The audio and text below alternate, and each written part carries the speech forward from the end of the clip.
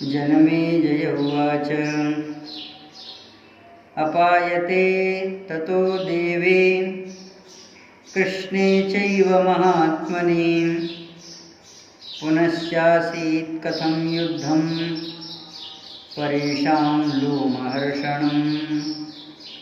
वैशम्पायन उवाच कुम्भाण्डगृहीते सङ्गृहीते तु रथे तिष्ठन् गुहस्तदा अभिदुद्राव कृष्णं च बलं प्रद्युम्नमेव च। परम मंगलमय भगवद विग्रह स्वरूप पंचम वेद श्री महाभारत जी के खिल भाग के अंतर्गत हरिवंश पर्व में विष्णु पर्व है, जिनमें भगवान की दिव्यादिदिव्य चरित्र लीलाओं का अवगाहन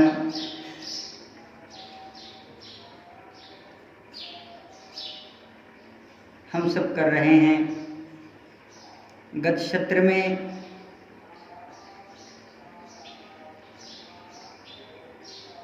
भगवान देवादिदेव महादेव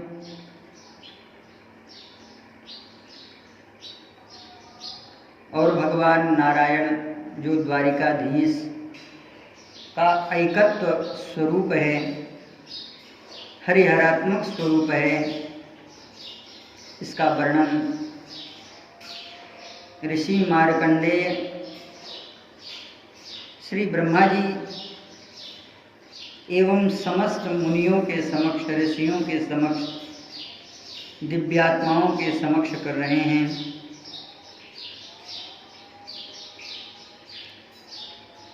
महर्षि मार्कंडेय कहते हैं नमस्ते कर्मिणां कर्मं नमो अमित पराक्रमं ऋषिकेश नमस्तेस्तु स्वर्णकेश नमोस्तुते।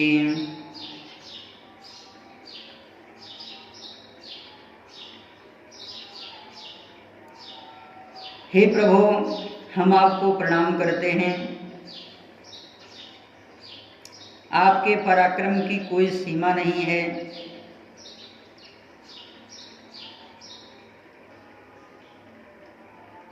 देव पूजित महादेव आपको प्रणाम है। हे ऋषिकेश आपको प्रणाम है। सुनहरे केशों वाले शिव आपको प्रणाम है। और हे ऋषिकेश आपको प्रणाम है।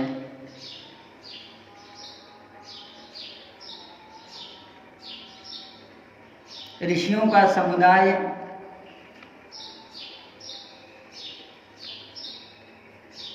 अखिल ब्रह्मांड के दिव्य स्वरूप को जो धारण करने वाले हैं, भूधर भू वसुंधरा को धारण करने वाली भगवती गंगा, अन्यान्य जो नदियां हैं,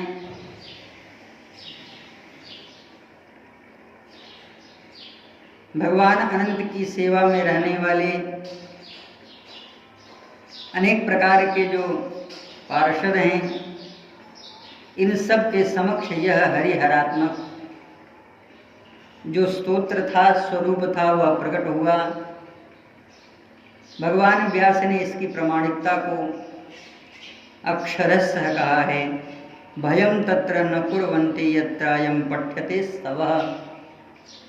किसी भी प्रकार का भय उत्पन्न नहीं हो सकता। कथा का जो स्वरूप था वह भगवान के मंगलमय स्तवन से भगवान के युद्ध को विराम के रूप में देखा जाने लगा। इसी स्वरूप को उजागर करते हुए राजा जन्मेजय कहते हैं कि प्रभु, श्री कृष्ण और महादेव जब दोनों युद्ध से हट गए फिर क्या हुआ? क्या वह रोमांचकारी युद्ध रुक गया व्यास शिष्य महर्षि वैशंपायन कह रहे हैं। ततः सरशतैग्रैस्तान् बिभ्याद रणिगुह्यः अमर्षरोष संक्रुद्धः कुमार प्रवरो ननद। कुमार कार्तिकेय और प्रद्युम्न के बीच में युद्ध होने लगा। सर्वश्रेष्ठ कुमार कार्तिकेय ने सिंहनाद करते हुए सैकड़ों बाणों के द्वारा रणभूमि में बड़ा पराक्रम प्रकट किया। सरसंवृत गात्रस्ते त्रयस्त्रय इवाग्नयः, 3 स्वरूप प्राप्त हो रहे हैं।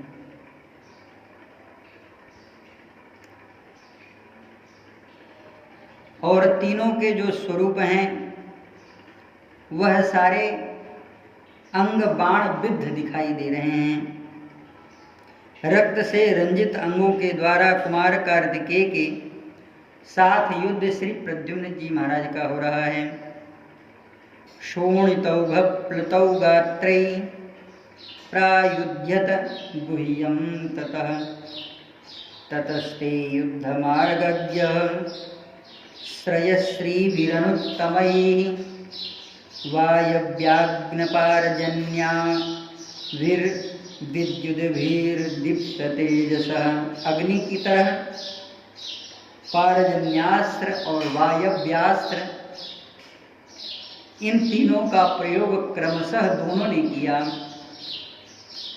तान अस्त्रान अस्त्रिभिरेव वास्त्रै निवार्य सपावकी शैलवारुण सावित्रैस्तान् सविव्याध कूपवान्। वारुणास्त्र, शैलास्त्र, सावित्र्यास्त्र, इन तीनों का अस्त्र प्रयोग करके उन तीनों के अस्त्र का निवारण किया। तस्य दीप्तसरौघस्य दीप्तचापधरस्य च सरौघान्नस्त्रमायाभिर्ग्रसन्ति स्म महाबलः। पुनः कार्तिकेय जी को बड़ा क्रोध उत्पन्न हो गया। पावक नंदन स्कंद ने युद्ध में अपने बाणों की, अपने अस्त्रों की, अपने तंत्र बलों की जब बराबरी को देखा तो इन्होंने ब्रह्मशिर नाम के अस्त्र का अनुसंधान कर दिया। ब्रह्मशिर ब्रह्मा जी ने अपनी रक्षा के लिए बनाया था। अस्त्रम ब्रह्मशिरस्तेन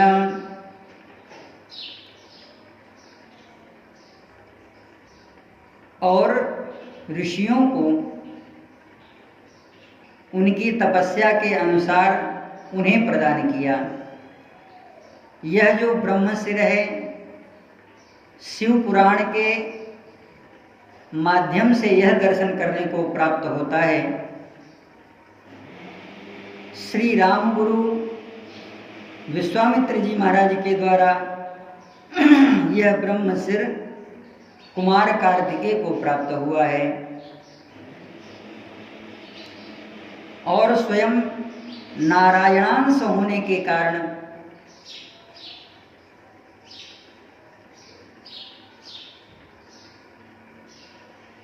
श्री प्रद्युम्न जी महाराज में वह तेज है, अप्रतिम बल वैभव है कि वे ब्रह्मशिर को अपने आप में आत्मसात कर सकते हैं। लेकिन यह जो स्वरूप था बहुत ही भयानक होने वाला था। पुत्र स्नेह में भगवान ने बड़ा आश्चर्य प्रकट किया। अस्त्रम ब्रह्मशिरो नाम कालकल्पम दुरासदम संदौष्टपुटः संखे जगृहे पावकी प्रभु प्रयुक्ते ब्रह्मशिरसि सहस्रांशु समप्रभे उग्रे परम दुर्धर्षे लोकक्षय करे तथा हा भूतोऽसि शर्वेषु प्रधावत्सु समन्तत अस्त्रत्रेज प्रमूढे तु विषण्णे जगति प्रभो केशवः केशिमथनश्चक्रं जग्राह वीर्यवान्। अब भगवान ने सहस्रार्क अमित तेजस्वी दिव्यास्त्र से संपूर्ण भगवान ने चक्र को धारण कर लिया। सर्वेषामस्त्र वीर्याणां वारणं घातनं तथा चक्रमं प्रतिमस्य लोके ख्यातं महात्मनः। जिस प्रकार युद्ध कर रहे थे देवादिदेव महादेव के साथ, भगवान को अब यह लगने लगा कि कुमार कार्तिकेय उसी तरह का युद्ध मुझसे करना चाहते हैं। ततो निष्प्रभतां याते नष्ट वीर्ये महौजसी तस्मिन् ब्रह्मशिरस्त्यास्त्रे क्रोध संरक्तलोचनः। उस शक्तिशाली ब्रह्मशिर को निस्तेज और निर्बल हो जाने के कारण कार्तिकेय का जो नेत्र था वह अत्यंत ही लाल हो उठा, उसी तरह से जैसे प्रज्वलित अग्नि में घी पड़ जाए। गुह्य प्रज्वलरेण रणे हविषेणाग्निरुल्बणां शत्रुघ्निं ज्वालितां दिव्यां शक्ति जग्राह कांचनीं। अब तो इन्होंने अपने हाथ में संपूर्ण लोकों को भय प्रदान करने वाली अपनी प्रिय शक्ति हाथ में ले ली, जो दिव्य स्वर्णमयी अमोघ भयंकर सब ओर से प्रज्वलित और शत्रुओं का संहार करने वाली थी। अमोघां दयितां घोरां सर्वलोक भयावहां तां प्रदीप्तां महोल्काभां युगान्ताग्निसमप्रभां घंटामालाकुलां दिव्यां चिक्षेप रुषितो गृह। अनेक प्रकार के घंटों से युक्त माला के द्वारा अलंकृत प्रलय काल के संवर्त की अग्नि की भांति प्रकाशित उस भयंकर शक्ति को कार्तिकेय के हाथ में देख करके भगवान को बड़ा क्रोध उत्पन्न हुआ। इधर ब्राह्मणों के शक्ति से संपन्न कार्तिकेय भगवान के ऊपर भगवान का वध करने के लिए इस महाशक्ति का प्रयोग करना चाहते थे। बड़ा आश्चर्य है, यद्यपि यह संभव नहीं है, लेकिन फिर भी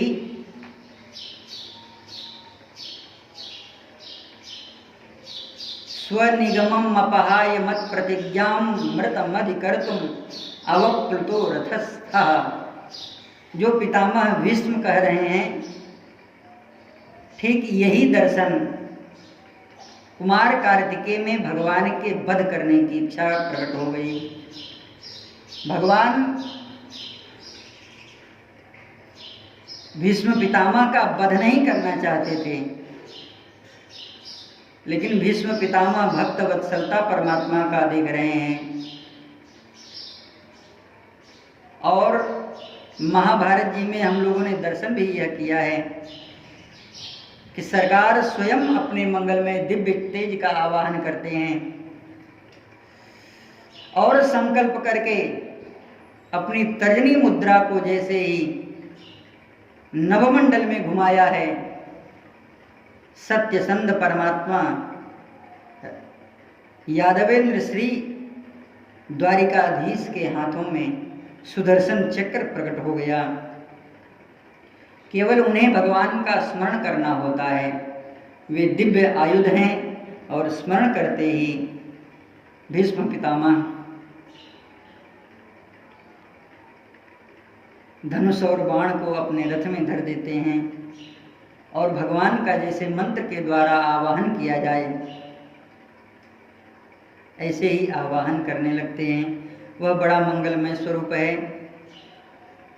हम केवल स्मरण कर रहे हैं उन स्वरूपों को सामर्थ्य नहीं है कि वहाँ तक चलें, क्योंकि अगम स्वरूप है, आगे विस्तार भय है। इसलिए उन स्वरूपों को केवल स्मरण करके भगवान श्री कृष्ण की ओर आते हैं। इधर देवराज इंद्र खिन्न हो गए हैं।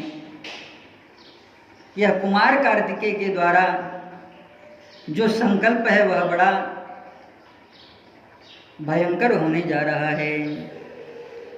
भृशम विषण्ण सक्रोपी, तो केवल देवराज इंद्र ही हैं जिन्हें दुख हो रहा है।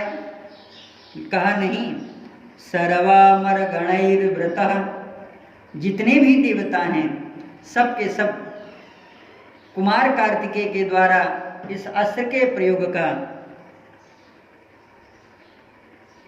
विरोध कर रहे हैं और अपने मन में यह सोच रहे हैं, शक्ति प्रज्वलितां दृष्ट्वा दग्धः कृष्णेति चाब्रवीत्, अरे कोई भगवान को बचाओ, अरे कोई द्वारिकाधीश को बचाओ। इधर ननाद बलवतच्चापि नादं शत्रुभयंकरं सा च चिक्षिप्ता तदा तेन ब्रह्मण्येन महात्मना जृम्भमाणेव गगने संदीप्त मुखी तदा अधावत महाशक्ति कृष्णस्य वधकांक्षिणी ता समीपमनुप्राप्ता महाशक्ति महाधृते। अब तो महाराज श्री यादवेंद्र श्री द्वारिकाधीश का जो स्वरूप था, पूरे समरभूमि में केवल भगवान ही दिखाई दे रहे थे और सब जितने भी गरुण जी महाराज हैं, बलभद्र जी महाराज हैं, यादवों की सेना है और सब के सब प्रमथ गण हैं, अनेक प्रकार के भगवान शिव के गण हैं, यह सब रोएं और राई के बराबर दिखाई देने लगे। भगवान ने अपने विशाल स्वरूप को प्रकट कर दिया है और प्रकट करके भगवान ने सत्य संकल्प अपने विभू स्वरूप का स्मरण किया है और हुंकारेणैव निर्भर्ष्य पातयामास भूतले। इस शक्ति का प्रभाव श्री लक्ष्मण जी महाराज के ऊपर रावण ने किया है, जो विभीषण जी महाराज को मारने के लिए शक्ति का प्रयोग श्रीमद् वाल्मीकि रामायण के अनुसार, रामायण जी में यानी तुलसी रामायण में दूसरी शक्ति का वर्णन किया गया है। यह वही शक्ति है, भगवान ने अपनी महाशक्ति का स्मरण करके बधेणैव हुं कृतं तेन हतम अच्युत निंदयाः, बेन को मारने के लिए किसी संकल्प की आवश्यकता नहीं हुई। महर्षि भृगु की अध्यक्षता में ब्राह्मणों का जो उपदेश था, बेन को किसी तरह से जब वे नहीं समझा पाए और उल्टा सीधा बोलने लगा बेन, महर्षि भृगु ने कहा, अरे दुष्ट,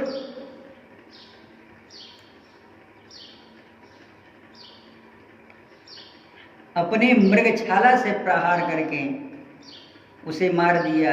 एक पुराण के अंतर्गत तो यह कथा है, लेकिन भागवतकार कहते हैं हुं कृते नैव निजघ्नुर हुं कृते नैव। आज भगवान ने यही किया है, हुं कृतेनैव निर्भर्ष्यात् पातयामास भूतले पतितासायां महाशक्त्या साधु साध्विति सर्वशः सिंहनादं ततश्चक्रो शर्वे देवा सवा। जो ऐसी महाशक्ति का प्रहार कर सकता है, यह अभी कुछ देर में और भी किसी शक्ति का प्रहार मेरे ऊपर करेगा। यह समझ करके भगवान द्वारिकाधीश ने बड़ा भयंकर कर्म करने वाले श्री सुदर्शन का स्मरण किया है। ततो देवेषु नर्दत्सु वासुदेव प्रतापवान पुनश्चक्रं सजग्राह दैत्यान्तकरणं रणे व्याविध्यमाने चक्रे तु कृष्णेना प्रतिमौजसा। और बड़ी तिरछी निगाह से चक्र की ओर देखते हैं द्वारिकाधीश, और कहा दिग्धवासा दिवा वचनात् प्रविष्टा तत्र कोटवी कुमार रक्षार्थ बिभ्रति सुतनुं तदा। अब भगवान ने जैसे ही चक्र को आदेश दिया है, स्मरण किया है भगवान के, जो सुदर्शन चक्र हैं वह हस्तग्राही हो गए। इसी समय भगवान महादेव ने पार्वती का स्मरण किया है और पार्वती से कहा, देवी तुम्हारा पुत्र अब मरने वाला है, क्योंकि भगवान बड़े ही रोष में प्रकट हो गए हैं, इन्हें किसी भी तरह से रोका नहीं जा सकता। दिग्वासा देव वचनात्, महादेव ने कहा देवी जाओ अपने पुत्र को बचाओ। इधर भगवान के हाथ में चक्र सुदर्शन अपने महान भयंकर स्वरूप को प्रकट कर रहे हैं। अलाद चक्र की तरह यह चारों तरफ रणभूमि में गुंजायमान करने लगे। उस समय भगवान के हाथों में चक्र नहीं, पूरे रणभूमि में भगवान सुदर्शन ही दिखाई दे रहे थे। इधर भगवती कोटवी देवी पार्वती की जो 8वें भाग की सुंदरी थी, भागवतकार इन्हें कोटरा देवी कहते हैं। यह कोटरा देवी जो भगवती श्री पार्वती जी की 8वें भाग थी, यह प्रकट हो गई और इन्होंने अपने पुत्र की रक्षा करने के लिए अपने वस्त्र का त्याग कर दिया। दिग्वासा देव वचनात् प्रविष्टा तत्र कोटवी लंबमाना महाभागा भागो देव्याष्ट तथाष्टमः चित्रकनकशक्तेस्तु सा च नग्ना स्थितांतरे। इस तरह से कार्तिकेय और श्री कृष्ण के मध्य में जब इनका स्वरूप प्रकट हुआ, भगवान ने अपने नेत्र को बंद कर लिया और बड़ी तेजी से भगवान ने डांटा है इन्हें। अथांतर कुमारस्य देवी दृष्ट्वा महाभुजः, यह प्रकृति है और प्रकृति पुरुष की भेदिका शक्ति है, जिस शक्ति के द्वारा भगवान इस प्रकृति का निर्माण करते हैं। यह प्रकृति ही जब अपने आवांतर अंतर्यामी स्वरूप को प्रकट करके अपनी मर्यादा का जब उल्लंघन करने लगती है, तब परमात्मा अपने स्वरूप को शांत कर लेते हैं। परामुखस्ततो वाक्यम उवाच मधुसूदना, भगवान बड़ी तेजी से डांट रहे हैं। अपगक्षापगक्षत्वं धिक्त्वमसि वचो ब्रवीत् किम एवं पुरुषे विघ्नं निश्चितस्तस्य वध प्रति। धिक्कार है तुम्हें, हट जाओ यहाँ से। धिक्कार है, शत्रु के वध करने के लिए मैं प्रकट हुआ था, मेरे उद्देश्य को तुम किसी भी तरह से सिद्ध नहीं कर रही हो, हट जाओ यहाँ से। भगवान ऐसा कह करके नेत्र बंद कर लिए। इस तरह से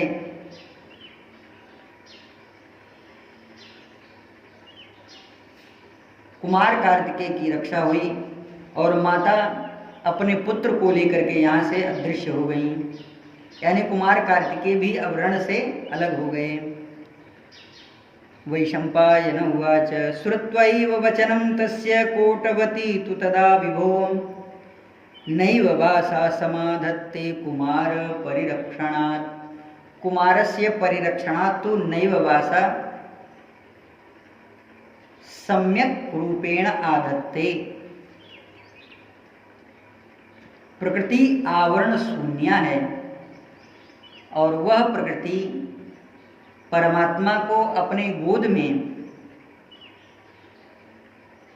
लेने के लिए आवरण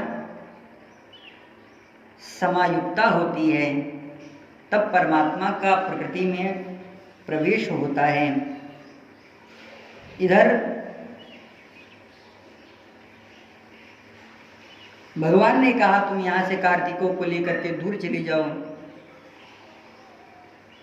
ऐसा करने से ही यह मेरे साथ युद्ध नहीं करेगा और कुमार कार्तिकेय का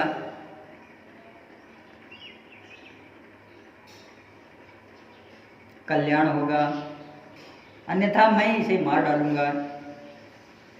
अपवाया गुहम शीघ्रम आपाया हिरणाजिरात् स्वस्ति हेवं भवेद यद योत्स्यतो योत्स्यता मया तां च दृष्ट्वा स्थितां देवी हरिसंग्राम मूर्धनि संजहार ततश्चक्रे भगवान् वासवानुजः।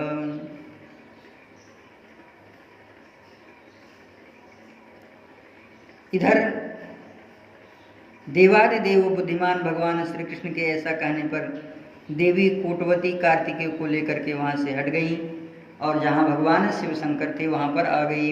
एवं कृते तु कृष्णेन देवदेवेन धीमता अपवाया गुहम देवी हर सानिध्यमागता।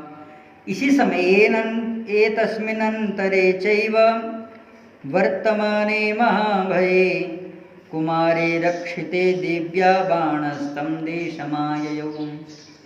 इधर कुमार कार्तिकेय को हटा हुआ देख करके बाणासुर ने भगवान से युद्ध करने का मन बनाया। अपायंतम गुहम दृष्ट्वा, और बड़ी तेजी से अपनी सेना को संभालता हुआ वह आ गया। बाणश्चिंतयते तत्र स्वयं योत्स्यामि माधवम, मैं इनसे स्वयं ही लड़ूंगा।